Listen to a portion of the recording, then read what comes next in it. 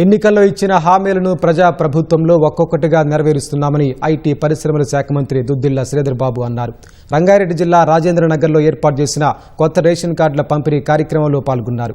గత 10 ఏళ్ల బీఆర్ఎస్ పాలనలో కొత్త రేషన్ కార్డులు ఇవ్వకపోగా ఉన్న కార్డుల్లో సభ్యుల ఎంట్రీ చేయకపోవడం బాధాకరమన్నారు.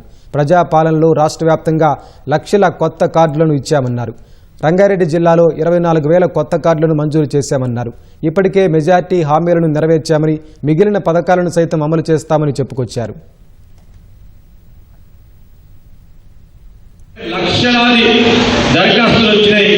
రాష్ట్ర వ్యాప్తంగా దాదాపు 6 లక్షల కొత్త కార్డులు ఇస్తా ఉన్నారు. తప్పదు 6 లక్షల రేషన్ కార్డులు ఇస్తున్నామంటే సగటున 4 మంది సభ్యులున్న 24 లక్షల మందికి కొత్త వారికి రేషన్ ఇప్పించే కార్యక్రమంలో ఈ ప్రభుత్వం కట్టుదిట్టమైన ఒక ప్రణాళిక కార్యాచరణ తీసుకొని ప్రతి ఇంటికి వెళ్ళి నిర్ధారణ చేసుకొని రేషన్ కార్డు ఇచ్చే ప్రక్రియను మొదలుపెట్టాం.